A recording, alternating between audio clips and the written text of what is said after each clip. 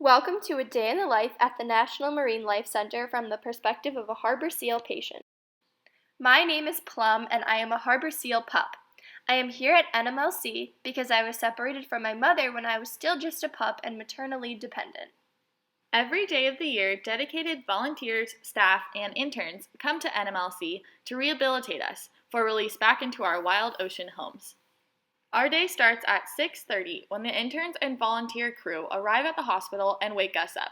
Before they enter the hospital, though, they put on these funny rubber boots so no bacteria is spread to us. Their first priority is starting to prepare our 7 a.m. feed. We usually let them know how hungry we are by being awfully noisy.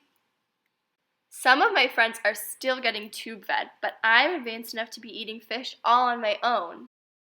Some seals are still learning how to swallow fish, so they get tube fed and fed fish at different times. When we get tube fed, though, we still eat fish. It's just all blended up into fish gruel. Right now, I'm healthy enough, though, that I don't need any medications, just some extra salt and a marine mammal tab. It's like a multivitamin, but for seals. In tube feeds, the humans crush up these meds and supplements. Next up is the 8:30 feed. This is when I eat, and this time we get fish. Unlike in the tube feeds, when I eat fish, the humans stuff the supplements and medication in the fish, as well as inject water if we are dehydrated. Thatcher even gets Pepto-Bismol injected into his fish. NMLC's staff helps patients that are still working on swallowing fish learn how to. This is something that we would have to learn in the wild as well. When the humans come into our enclosure, they put on rubber pants called grundens, arm guards, masks, and gloves. They wear all that PPE to protect themselves and avoid the transmission of any diseases we may have. They also bring big boards because they want to keep themselves safe and make sure we don't get too attached to them, also known as habituation.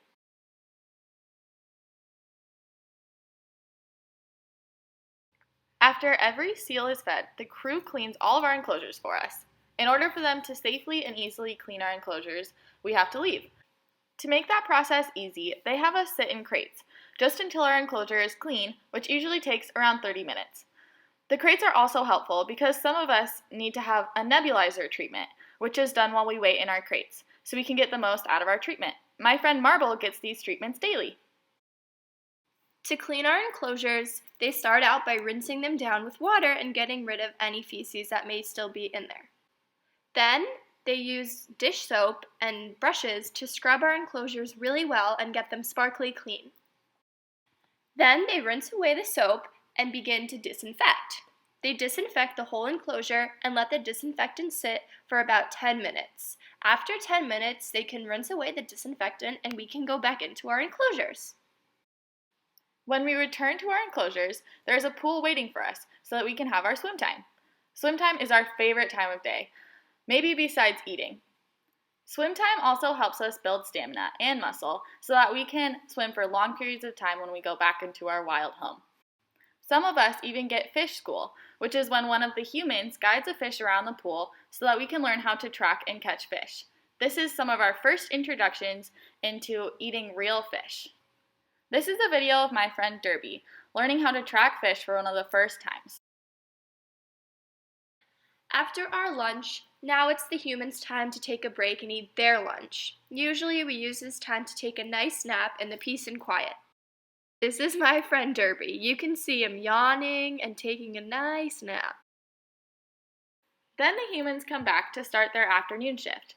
Right now, us seals are dominating the hospital, but we do have one sea turtle friend left. We only have one sea turtle patient because most of them are down south right now. Tudis and 9 other sea turtles came here way before us in November because they were cold stunned. They got stuck in the Cape Cod Bay and couldn't figure out how to get around the Cape Cod's hook. They were rehabilitated here and flown to be released in Georgia in early June. Tudis, however, has a few more issues, so Tudis was not able to be released yet. So around 1400 or 2 p.m., the humans prepare and feed Tudis, the Kemp's Ridley sea turtle. Then we get fed again at either 1500 or 1700, 3 p.m. and 5 p.m., depending on what we're eating. This is a video of me mass feeding. Mass feeding is when the humans throw all of our food into the water and we swim around under the water and eat. the fish all on our own while competing with the other seals. Mass feeding is the last step before we get released back into the wild. Then the humans prepare our food for tomorrow and do more cleaning. Every day, they clean our dishes, enclosures, crates, and water to keep us clean. They even have to constantly keep up with laundry because we use lots of towels. They also check to make sure that all of our charts are filled out. Each of us have our own chart with all our information about what we eat, what meds we have, and how we are behaving. Then we get a break when the humans do their end-of-day checklist and go eat their dinner. Then the last feed of the day is at 1900 or 7 p.m. When we are really little, though, we do get fed at 2300 or 11 p.m. because we are so small we need round-the-clock feeding. However, all of us are grown up and only 2 seals still need to be fed at 1900, and they are full enough that they have full stomachs overnight. Then they turn off all the lights to mimic our natural environment and we have a restful night. From the seals at the National Marine Life Center, thank you for learning more about how we are rehabilitated.